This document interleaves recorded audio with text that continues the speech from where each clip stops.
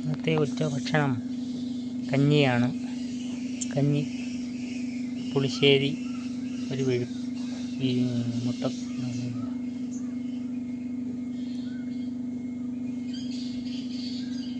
Beetroot മെഴുക്ക് പുരട്ടി,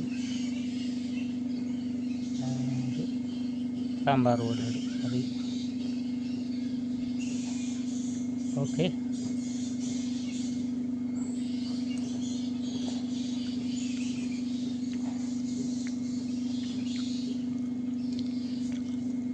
കൊള്ളാം, അടിപൊളിയായിട്ടുണ്ട്.